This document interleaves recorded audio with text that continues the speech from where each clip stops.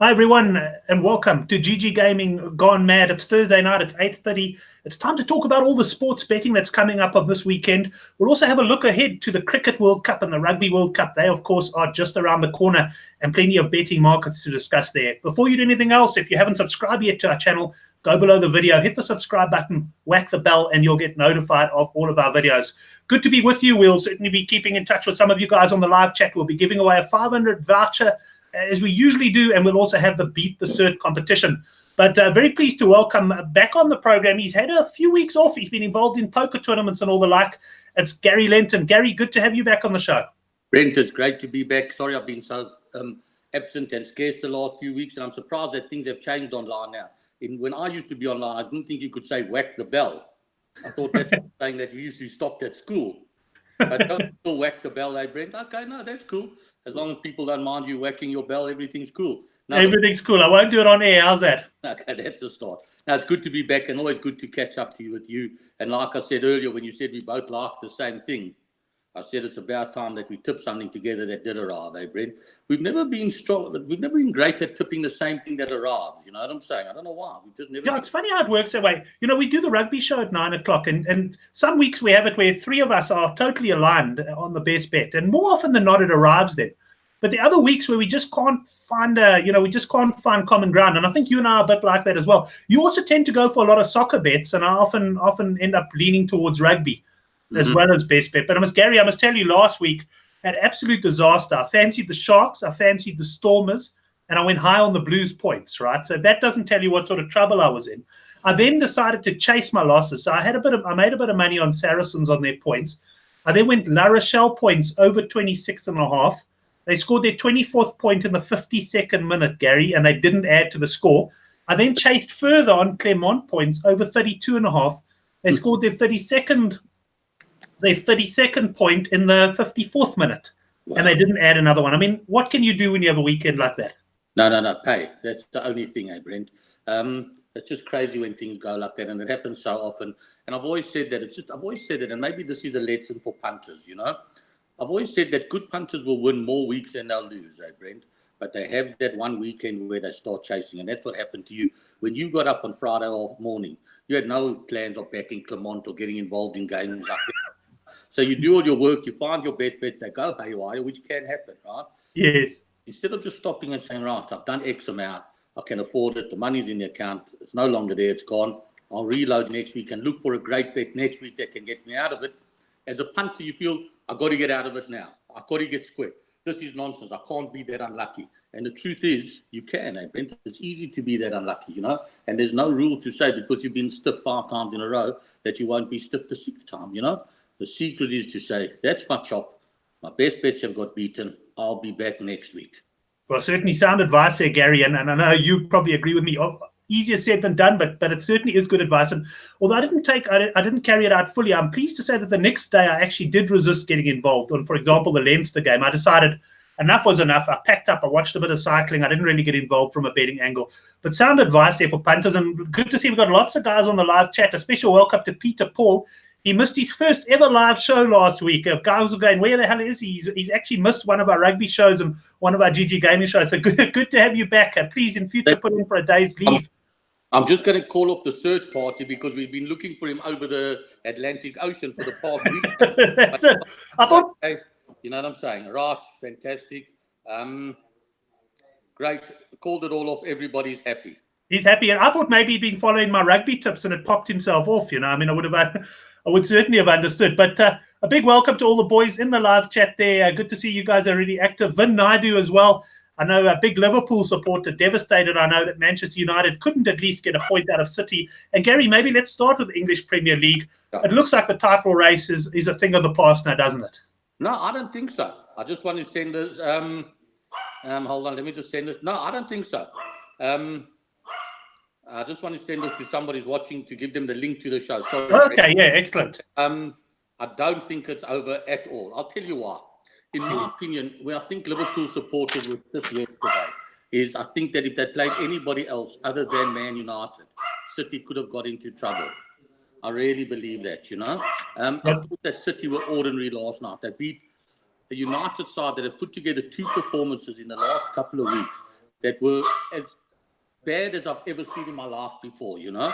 And I just hold 1 second. I see the Great Danes barking in the background, eh? But the crazy thing is, he's barking at my dad because my dad can give him a biscuit, right? But my dad just sits there and doesn't move and anything. 13,000 viewers all going, can't believe it that the dog's barking in the background. But I thought that City, to me, last night, they showed some vulnerability. I'll be honest, Brent. I don't think this league is over. Well, I think, Gary, I was looking at their remaining fixtures. I think if they are going to drop points, it could come against Burnley, who've actually been in pretty good form and are unbeaten in their last 4. And I see Sean Nicholas, a big Liverpool fan, saying, go Burnley this weekend. Henrik Swart, by the way, saying the dog's probably trying to give a suggested bet and probably have more success than either of us. But you get the feeling that if City are going to drop points, it might come this weekend against Burnley, because Burnley are playing pretty well. They are indeed. And it's a lot of football. I mean, let's be honest. You know what I mean? It's PSG, it's United, it's Burnley. It just doesn't stop. You know what I'm saying, Brent? And yes, their advantage is they got the biggest and perhaps one of the best squads. When you look at the depth of the squad, I'm not sure that they have the best team in England. I'm neither a Liverpool nor a Man City supporter. But if you said to me, I can own one of those teams, which team would it be? I would rather own, I'd rather own Liverpool. I think they're a better side. I think they have more options up front. You know, the pressure's off Liverpool in a way. They can go out there and have a dip. You know what I'm saying, Brent? And they can say, right, if we get 9 points, we may or may not win the league. That's their attitude. The City attitude is, we can't drop any more points. And, they've won, 14 on the trot now? If they win 17 on the trot, give them credit. They deserve to win the league. Am I right? I just got a horrible feeling for them that something will go wrong somewhere. Excellent. Well, I know a lot of Liverpool boys will be very happy if that's the case. Just a welcome to Nick G. He's joined the live chat. Hein Mont on the chat as well. The guys all very, very eager to get involved. And I must say, Gary, a lot of odds on your side on the Cricket World Cup and the Rugby World Cup as well. That's attracting quite a lot of attention. And I think I'm just gonna share my screen there now. We might just touch on a little bit of EPL back towards the end of the show. But for now, just to share my screen, I want to run through some of the interesting markets, because I haven't seen any other bookmakers that are carrying this particular market, and that is the Cricket and World Cup Rugby double winners. So, for example, top of the betting boards there, you've got New Zealand and other, which means you need New Zealand to win the rugby, and anybody other than New Zealand, if I'm understanding it correctly, Gary, to win the cricket. Did it. Okay, so let me explain it, and it's my brainchild, so it's the one thing I do understand, yeah. Okay, so in the rugby, you have, so the teams that are playing that can conceivably win rugby and cricket, Brent? England, right. New Zealand. So they, Australia, those are the 4 teams that can win both the rugby and the cricket. You agree with me? There's nobody else. Right? So they each have their own, they are their own players. Then there's the other. And the others are the other people in the cricket that can't win the rugby, which includes India, Pakistan, the West Indies, and obviously the 1 or 2 others, Bangladesh and Sri Lanka. Right. So if they're not mentioned in the 4 that we've said, and in the rugby, you get left with Wales, France, Ireland, and so on. So it's every team that can't win both. Right. So that's where it is. So it's not New Zealand and any other. It's New Zealand in the rugby with, like I said, India, Pakistan, the West Indies, Sri Lanka, and the teams that aren't in the rugby. Okay, understood. I was understanding it incorrectly, and I was thinking 5-1 looked an absolutely monstrous price. You basically would be going in with a lot of insurance. But I imagine you've seen quite a bit of interest in this one today. I know a couple of guys that have taken the 5-1. And anybody looking for the South Africa special, we'll have to go down a little bit to find that price. Yeah. I'm still scrolling. Keep going. Tell me if I pass it. There it's South Africa. South Africa, 100-1. 100 to 1, 110 to 1. No, 100 to 1. Sorry, I beg your pardon. So it's 100 to 1. So Brent, what we've done is we stretched everything. I think that people find that it's pretty generous all round, right? Okay. But done super stretches on is when you've gone for the same team. So when you've gone New Zealand, England, other, that's where the great value is, And if I were to tip people everything, why not have a dip at the other at 15-2? Let's just pause for a second and think who it gives you. In the cricket, it gives you India, good chance. It gives you Pakistan, they definite runners. It gives you the West Indies, who are the best outside bet of both tournaments put together. You know what I'm saying? Right. and it gives you Sri Lanka, an unlikely event, or Bangladesh, whatever.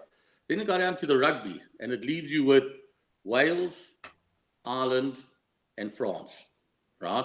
Now, I know everybody thinks France, who cares now? But you more than anybody will know that France can win World Cups, even with not the best side. Sorry, I know I'm mentioning the war and I shouldn't do it. You know what I'm saying? They deserve to win that final. And if there's I'm putting your leg. Maybe they did deserve to win that final. I know you went for them 8 years ago. But I think, to me, I've been a New Zealand fan since we've come back from readmission.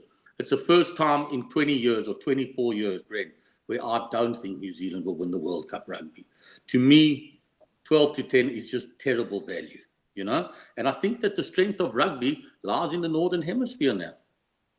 I agree with you. Gary, I don't know. I haven't looked at your site to see if you've got a price on a Northern Hemisphere winner, but I have seen the prices of around anywhere from 14-10. There was some 16-10 about a Northern Hemisphere, but even 14-10. I mean, if I was a bit more liquid at the moment, I can tell you I'd be piling into that. Well, look, I mean, Brent, you can always get credit if your kids aren't surety, so you don't have to. I mean, the truth is that, yeah, I mean, at the end of the day, England are big runners. Let's be perfectly honest, right? There's no doubt about it. Ireland can still win the World Cup. And we all just, none of us really want to admit that Wales won the Six Nations for a simple reason. It's because they were the best side there. There's no other reason. It gets played over 2 months. They beat everybody that was put in front of them, right? They can't do more than that. Yes. We just don't see Wales as World Cup winners in our minds, you know what I'm saying? But the fact of the matter is they can win the World Cup. And I agree with you. The Northern Hemisphere, if you can get anything better than 13-10, I think you have to have a bet. I can't see South Africa winning it. I can't, right?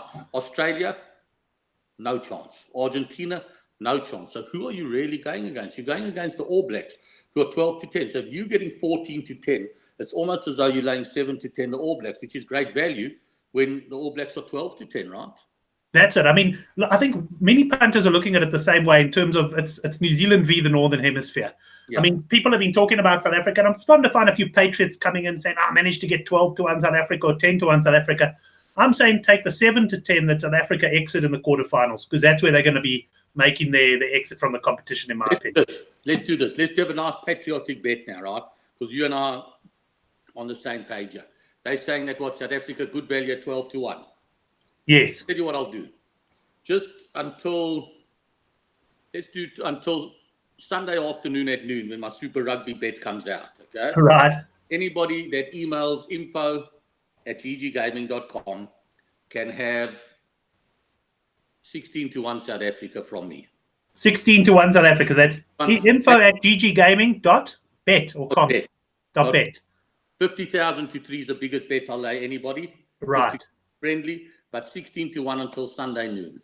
Okay, Sunday noon. If you like 16-1 South Africa, if you do fancy them, I think that's a cracking price. Interested to see what the boys do there. Henrik saying that you're making a lot of sense there with your talk about New Zealand v the bunch there. And guys, we are going to be coming with the competition on Super Rugby as well, so hang tight for that one.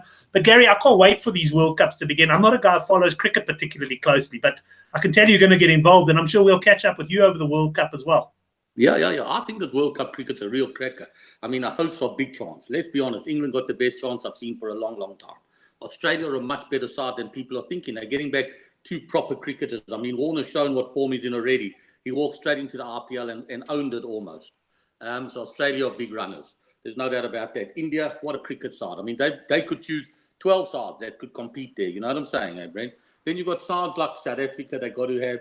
South Africa could hurt 1 or 2 teams. It's unlikely that they'll go all the way. But Pakistan could hurt players. Sri Lanka could cause an occasional upset. It's going to be a proper World Cup. This it really will be. Yeah, I must say I can't wait for the action to begin on the World Cup. And so take a look at those markets on gggaming.bet and get involved there. If you do like South Africa, well, you can have a straight up bet up to noon on Sunday, and that is at 16-1, which is by far the best price you're going to get on the Springboks. I've seen really, generally speaking, around 8-1. So I think you're pretty close to double the best price there, Gary. Yeah. Before we get on to the rugby, then just to touch on the English Premier League, I know you've got a price boost up this weekend. I did see, I think, that Chelsea were 15-10 to beat Manchester United on the road, and you've stretched them to 2-1. I think there'll be a lot of interest in that, Brent. I said to Dave today, the fixtures look a little bit wonky to me. So when Dave was in the office, he said, who do you want to price boost? I said, we've got to price boost something in the Man United game. Choose which one of the two. It's a pick-em game. I said, pick one of the two who you think the punters will want to come most for. And he said, let's give them a chance and have a go at Chelsea. We pushed out Chelsea. I think there'll be a lot of interest. I think if people's eyes saw what my eyes saw last night, you know what I mean? They got big problems there. You know what I mean? Never mind that they were sorted out. They got some really bad plays. I watched Schmeichel afterwards, the old man. Yes, oh yes, I saw that as well. I mean, you know, he's got a wonderful smile and he looks very friendly, but you got a feeling that if you gave him an axe, he would have gone into that change room and literally chopped off a few guys' heads. You know what I'm saying, Brent? And, you know, you see a guy like Rashford, his interview, you know. I mean, the kid was gone, you know what I'm saying, Brent? He was devastated, you know what I'm saying? And I don't think the kids have the support from the older players there. So I think United got problems. I seen that interview. I don't know if you saw. Did you see the Rashford part of the interview? I didn't see the Rashford one. In fact, the Schmeichel interview I'm thinking of was actually before the game. And even then he looked like he wanted to take an axe after the Everton match. No, I didn't see the interview at the end. I swear, you know, he was really unhappy. And then Giggs had a full go. He had a full go at Rashford, because what happened is Rashford went on wearing a cap that wasn't part of the sponsored kit. You know what I'm saying? It was a D2 or D squared, whatever they call themselves, cap. You know what I'm saying? Right. And thought that was in poor taste for a professional to do that. Probably was in poor taste. I'm not wearing my D2 captain, D squared captain on, despite the fact that they offered me £80,000 to do it. I'm sure. To those levels, you know. But yeah, there it is, and you know what I mean. That picture tells a story, right? I mean, if you're a price boost and fan, and you're not a Manchester United fan, there's great value there. That picture told a story. There's Hazard looking all happy and excited and motivated, and there's Pogba looking like the miserable, unhappy person that he is right now. That's for sure. I mean, I think 2-1, you're going to get a lot of interest there. Gary, to trouble. That's not Hazard. Am I right? That is not. That's that. Isn't that? I actually don't know. Is he the new guy that striker that they bought? I'm pretty sure. Isn't that Higuain? The boys on the live chat can tell us, guys. Who's the Chelsea player there? Definitely Higuain. Yeah, it is him, eh? Okay, yeah, no, it is. So Gary, while I'm sharing my screen, I just want to quickly pop across. What is your best bet of the weekend? What are we going to make the cert for the weekend? I'm going to go. I know that people probably won't take it with me because it is start when you were on the Bulls. I've got 12.5 to 10 the Bulls outright. I don't think you'll need the start. I think the Bulls will come to Cape Town and win. I've got no doubt about it. I think 12.5 to 10 is super value. They won't need any start, Brent. Right, I'm just going to say Bulls to win. So that's the cert bet. The Bulls to win the game. So let's explain to the guys how to enter this one. This will be a Twitter competition, so no rush to enter here, guys. We want you to tweet the time of the first goal and which team scores in the Burnley v Manchester City match, and you win £1,000 voucher if the cert loses and you're the closest. Usual rules apply. So that's how we'll be doing that one. You can watch the show afterwards if you want to just read carefully what you've got to do. You basically got to tweet me, #GGGaming got mad, and then I want to know, for example, City scoring in the 13th minute. But Gary, let's move on to the rugby, because of course I'm going to be talking a little bit of rugby at 9 o'clock in the rugby show. There's some big games taking place in Super Rugby this weekend. And if I look at the outright betting, the Crusaders running away with things, but the South African conference is incredibly tight. And we got the Stormers up against the Bulls. I guess that'll be probably the big game of the weekend. Yeah, I mean, I think it will be. There's no doubt about it. There are a lot of big games. Let's be honest, Brent. I mean, this South African conference has turned into a mess, hasn't it? I mean, 10 days ago, 2 weeks ago, it looked like the Sharks had it wrapped up. Each team sort of had a chance to wrap it up. Am I right, Brent? And I mean, at the end of the day, where is it going to finish? Is it going to finish in Argentina? It could do. I mean, a lot of people fancy. I know Sean Nicholas, he fancies the Jaguares as his best bet this weekend. I think they're around about the -4.5 point mark. But just to make sure the guys have got time to enter the competition, Gary, I just want to say that the game that I want to cover for the £500 voucher in the live chat is Stormers against Bulls. And guys, I'm looking for which team's going to win the game and by the winning margin. And once again, usual rules will apply. Closest is going to win, and you've got to hit the winner first. And it'd be interesting to see the sort of split we get here, Gary, from the live chat, because I know Ruan Faria already says he reckons Stormers will win the game. But I've got a feeling that despite the fact that the Bulls are underdogs here, I think that the majority of guys are going to go Bulls. I think so. You know what I mean? At the end of the day, there seems to... No, the first 4 guys have come Stormers. What's that? First 4 guys have picked the Stormers. Oh, so, really? Wow. Yeah, we got Ruan Stormers, Emil Stormers, Henrik Stormers by 6. Interesting. Bulls by 8, Stormers by 8, Rush, Etienne Bulls, Henrik, he's changed his one because he had the same as Ron. And we got Jason Denman with the Bulls by 4. So interesting, a very even split, suggesting the betting's about right. But Gary, I don't know if this makes you feel good, but I'm firmly in your camp. I like the Bulls. Doesn't make me feel good at all, Brent. No. Obviously, I like it when a learned guy like you fancies the same thing as me. And like I said, we don't have the best record in tipping things together. Let's see how this one goes, Brent. And if we get it wrong next week, we'll find 2 best bets that we both go the other. We go opposite of each other. And I'll tell you what I'm going to do, Brent. I'm going to throw in. I'm not telling you what it is. You need to remind me because at my age I forget things, right? Yes. I'm going to throw in an extra special treat to the people that take the 16-1 the Springboks. I'm not telling you what it is. Okay. If they're unlucky or run in the first 2, what I'm going to give them back. I don't want to get into too much detail, but I'm going to add a special treat to the guys that do it as well, right? Just a little bit of added bonus. And maybe they want to do it because there could be a chance that at the end of the day, I might be betting under round through the show, Brent? So grab the 16-1 today or tomorrow or Saturday because you may get some back if they run second. I'm not promising.